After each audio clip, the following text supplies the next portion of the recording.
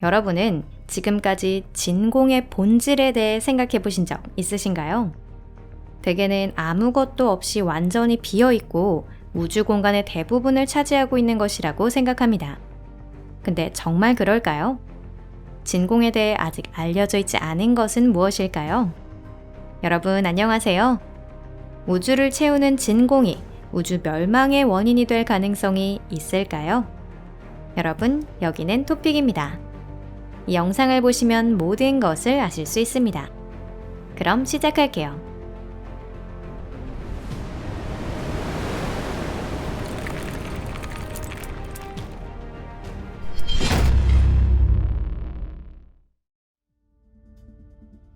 완전한 무 아니면 다른 무언가.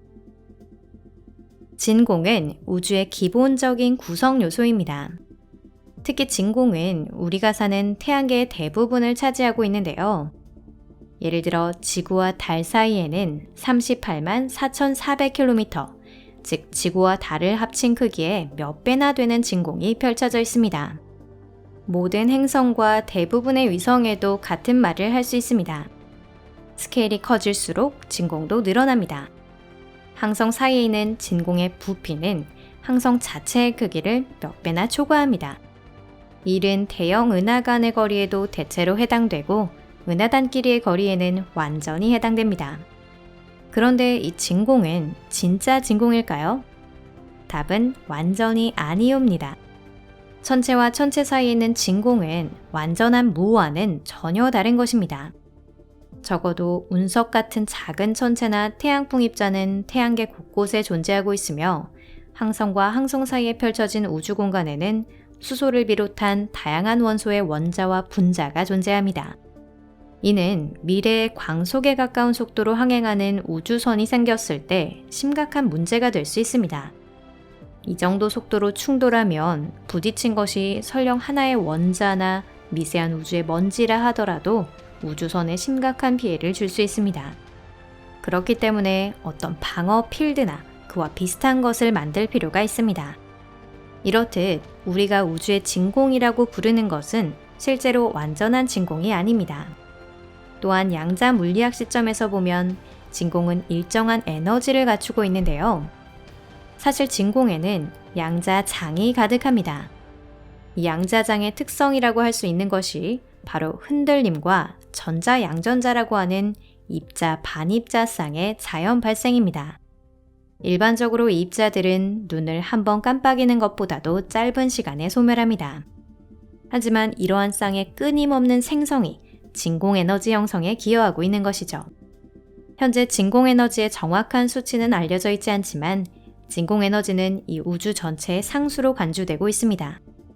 또한 진공에너지가 일정하고 부피에 의존하지 않는다면 진공은 어떤 일정한 중력장을 만들어낼 것입니다.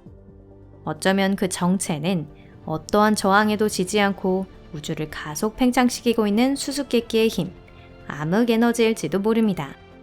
일부 과학자들은 진공에너지를 자신들의 목적을 위해 이용할 수 있다고 생각하는데요. 실제로 우주의 진공에너지를 거의 무제한으로 사용할 수 있다면 고갈될 수 있는 자원이나 불확실한 태양발전소, 풍력발전소에 의존할 이유가 없지 않을까요? 하지만 이것이 먼 미래의 문제인 것은 분명하고 애초에 실제로 가능한지도 확실하지 않습니다. 진공, 그건 우주뿐일까? 진공이라고 하면 보통 우주나 인간의 손으로 만들어진 지구상의 진공장치를 상상하지 않으시나요? 하지만 사실 진공은 우리를 둘러싼 일상생활 곳곳에 존재합니다. 게다가 여러분도 진공으로 이루어져 있습니다. 생각해보세요. 우리 주위에 있는 것은 모두 원자로 이루어져 있습니다. 원자 핵과 전자의 거리는 상당히 떨어져 있고 다른 원자 간의 거리는 더 떨어져 있습니다. 즉, 여러분이 물체를 만질 때 실제로 만지고 있는 것은 원자 그 자체가 아니라 원자와 원자 사이에 있는 역장입니다. 같은 말을 우리 자신에게도 할 수 있는데요. 결국 우리 장기나 조직도 모두 원자로 이루어져 있고 이들 원자 간의 거리는 상당히 떨어져 있고 역장에 의해 결합되어 있습니다. 진공은 우리 우주의 깊은 본질, 진수를 이루고 있다고 할 수 있습니다. 이 세상에 존재하는 것은 모두 진공이며 고체조차도 진공으로 이루어져 있습니다. 우주를 팽창시키는 힘은 비록 지각하지 못하더라도 어느 정도 여러분에게 영향을 주고 있고 여러분 안에도 존재하고 있는 것입니다. 이런 생각에는 우리 자신과 우리를 둘러싼 세계를 동일시하는 신비로운 무언가가 있는 것 같습니다. 조금 이야기가 빗나갔네요. 진공과 그 위협. 장양자론에는 공식이 있고 그에 따르면 진공에너지의 최저치라는 것이 존재합니다. 여러분도 아시다시피 진공이란 우주 전체를 차지하고 있는 공통의 양자장을 말하는데요. 이 우주의 진공에너지가 일정한 임계치보다 약간 높을 가능성은 충분히 있습니다. 이것은 언제든지 어딘가 우주의 한 구석에서 무서운 대변동이 일어날 수 있음을 의미합니다. 즉, 우주를 관통하는 가짜 진공이 에너지 제로의 진정한 진공으로 변하기 시작하는 겁니다. 시각적으로 표현해 볼까요? 경사진 벽이 바닥에 맞닿아 있는 모습을 상상해 보세요. 이 벽에는 작은 단차가 있습니다. 벽에 공을 놓고 아래로 굴리면 공은 상당히 오랫동안 단차진 곳에 머물 수 있을 겁니다. 이것이 바로 가짜 진공이라고 하는 상태입니다. 하지만 이 단차는 공에게 가장 낮은 위치는 아닙니다. 진정한 의미에서 가장 낮은 위치가 되는 것은 바닥이죠. 단차에서 공을 누르면 공은 반드시 아래로 굴러 바닥으로 떨어질 겁니다. 즉, 에너지가 거의 제로에 가까운 상태가 됩니다. 우주 어딘가에서 진정한 진공이 태어날 경우 이런 일이 벌어집니다. 진정한 진공이 닿는 것은 모두 진정한 진공으로 변해버립니다. 그곳에서는 그 어떠한 것도 본래의 모습을 유지할 수 없고요. 진정한 진공을 멈추는 것은 불가능합니다. 진정한 진공의 버블을 언급한 것은 모두 그 일부입니다. 이는 진정한 진공이 온 우주를 삼키고 인식할 수 없을 정도로 변화시킬 때까지 계속됩니다. 아마 진정한 진공이라는 조건 하에서는 어떠한 물질도, 개개의 원자조차도 붕괴되어 버릴 겁니다. 그건 아까도 언급했듯이 원자 또한 대부분 진공으로 이루어져 있고 이 진공 또한 진정한 상태로 돌아가려고 하기 때문입니다. 우주는 진공 속을 날아다니는 균질한 소립자 스프가 될 것입니다. 하지만 현재로서는 이 대참사를 두려워할 필요가 없는데요. 우주 탄생 130억 년 동안 이런 일은 단 한 번도 일어나지 않았습니다. 게다가 모든 일에는 한계는 있습니다. 즉, 진정한 진공 거품이 팽창하는 속도에도 한계가 있다는 것이죠. 그 한계란 진정한 진공이 팽창하는 속도, 즉 광속입니다. 그러니까 만일 지금 슬론 그레이트월 어딘가에 진정한 진공이 생겨난다 하더라도 그것이 우리에게 도달하는 건 수십억 년 후의 일입니다. 그때는 비록 진정한 진공이 없다고 해도 우리가 아는 태양이나 지구는 소멸되어 있을 겁니다.